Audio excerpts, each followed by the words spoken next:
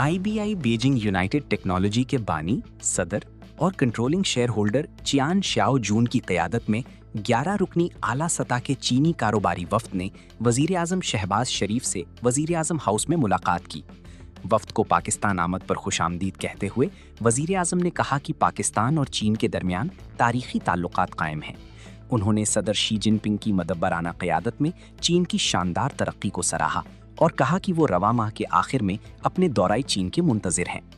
वज़ीर आज़म ने IBI group के पाकिस्तान में अपनी डिजिटल इकोनॉमी हेडक्वार्टर कायम करने के फैसले को सराहा और पाकिस्तान व चीन के दरमियान कारोबारी सतह पर बढ़ते हुए ताउन पर इत्मीनान का इजहार किया। उन्होंने कहा कि ये अमर निहायत हौसला अफजा है कि आईबीआई डिजिटल मईशत में ताउन, सरमायाकारी के फ़रोग़ और सनती इश्तराक को फ़रोग़ देगा। पाकिस्तानी मईशत पर एतमाद का इजहार करते हुए जनाब चियान श्याओ जून ने कहा कि आईबीआई पाकिस्तान की मईशत में डिजिटल इस्लाहात में मुआवनत का ख्वाहां है।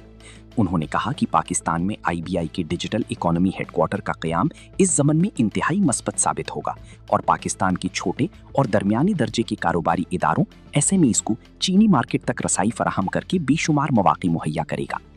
ये वफ्द वज़ीर आज़म के सितंबर 2025 में दौराए बीजिंग के दौरान मुनक़िदा पाकिस्तान चीन बिजनेस टू बिजनेस सरमायाकारी कॉन्फ्रेंस के तसलसल में पाकिस्तान का दौरा कर रहा है।